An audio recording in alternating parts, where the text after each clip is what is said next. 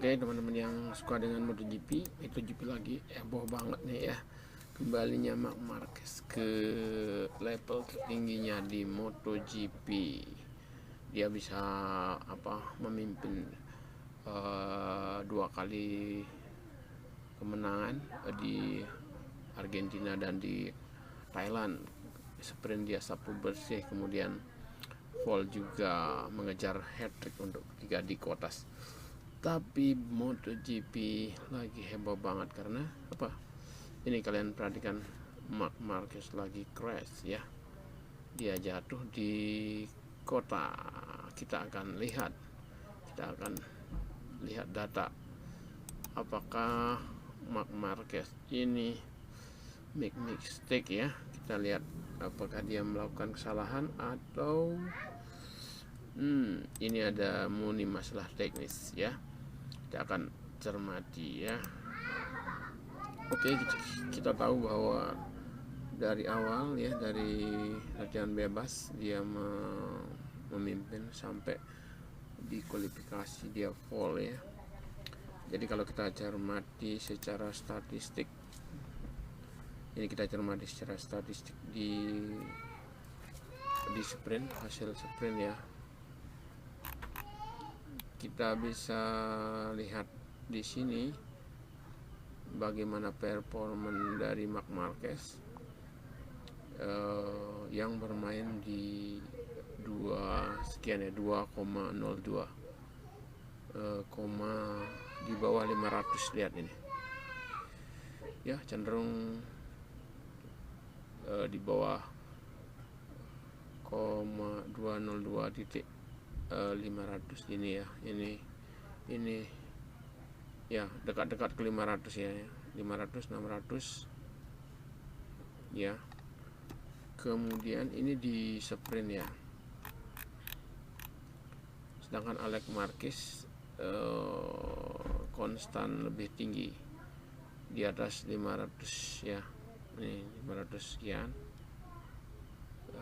600 500 600 ya. Ada juga yang 203, ini juga besar, ini di atas 700 2,7500 ya, ini di atas nih. Kita lihat di sini bahwa pace dari Marc Marquez itu lebih bagus daripada adiknya ya. Bagaimana dengan Bagnaia? Kita cermati di sini. Pace Bagnaia kalau dicermati lebih mendekati ke pace dari Alex Marquez ya. Coba lihat sini, 0202 900 800 700 900, ada yang ini 700 ya, 600. Lihat, jadi Alex Marquez lebih baik dari Pecco sebetulnya ya kalau kita lihat. Walaupun Pecco lebih konsisten di lap time-nya, sedangkan Alex Marquez mungkin lebih degradasi naik turun. Tapi kita lihat bahwa di sini Marc Marquez sangat dekat dengan 500-an ya, 500-an lebih banyak, cenderung ke 500-an 600-an. Pecco ke arah 700-an 600, di atas 700 ya, 700-an 800 900 ya. Jadi ke arah 203 lah. Jadi kalau lihat secara pace, kalau kita amati di sprint itu ya, kita bisa lihat di sini Marc Marquez itu cenderung kencang ya, paling kencang sebetulnya ya. Jadi dia paling kencang di sprint. Jadi kalau kita lihat ini logiknya ya, kalau ini masih berlaku di race day, berarti ini pace-nya paling bagus Marc Marquez. Kemudian ada dua Alex Marquez, ketiga Pecco ya. Nah, apakah Marc Marquez membuat kesalahan atau overconfident gitu? Kita lihat di analisis hasil race-nya. Nah, di sini teman-teman, ini race-nya ya. Yang pertama Pecco. Ini data Pecco-nya. Lihat seperti yang kita cermati tadi, dia bermain di 202 700 ya, 600 itu ya. 202 900 ya. Lihat nih. Ya, hampir dekat-dekat dengan pace-nya di sprint ya. Sedangkan Alex Marquez malah lebih kedodoran di sini, seperti mendekati analisis seperti mendekati pace dari Pecco ketika sprint. Lihat 800, 202, 700, 601 ya. Nah ini setelah lap ke-7 ketika Marc Marquez jatuh, dia malah semakin drop ini ya. Kemungkinan dia tidak PD ketika kakaknya jatuh. Nah kita sekarang lihat Marc Marquez ya.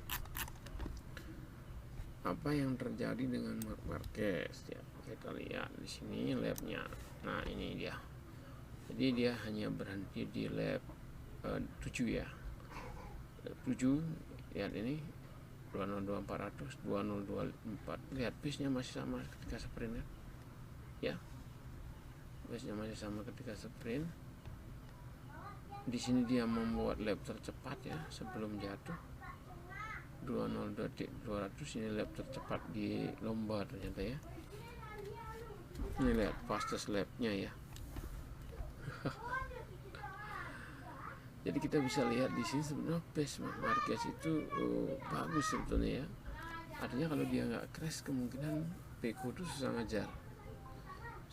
Kita lihat ya, adalah Pecco itu di atas 500-600 ya. Sekarang ini Marquez di bawah 500. Artinya kita bisa simpulkan sebenarnya di sini Marquez make mistake gitu ya. Artinya dia terlalu ngepush gitu ya. Jadi dia terlalu ngepush over confidence ya terhadap situasi, sehingga dia akhirnya membuat kesalahan. Kenapa bisa kita kesimpulan?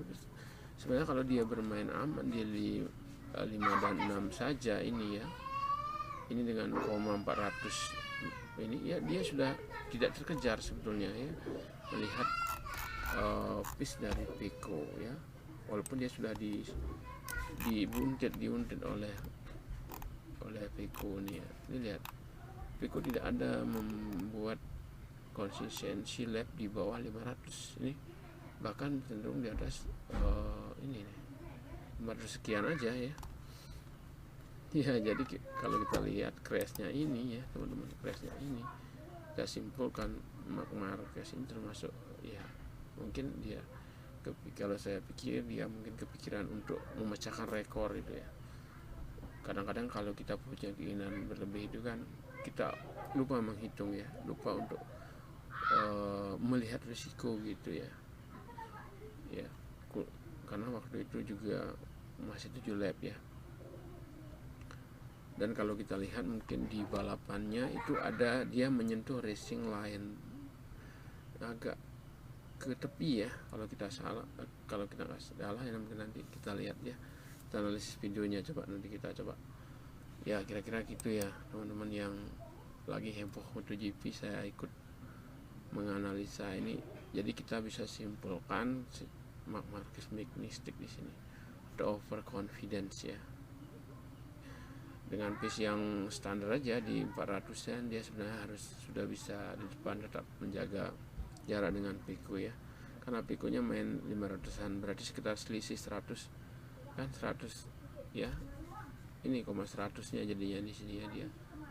Ini 600 kan, sekitar 100-an dia selisih sama Pecco. Ya, dengan konsistensi itu ya sebetulnya dia udah tidak terkejar ya. Logikanya ya secara, tapi tetap jatuh ya, tidak bisa dipikirkan. Tapi itulah di sini kita nilai bahwa Marc Marquez itu make mistake ya. Silakan teman-teman, mungkin ada yang masuk ke channel saya bisa komen di bawah ya, sama-sama kita nonton MotoGP dan melihat kondisi ya. Oke, itu aja ya. Kali ini coba untuk main-main di MotoGP ini. ikut gitu ya, bikin konten MotoGP. Oke, see you.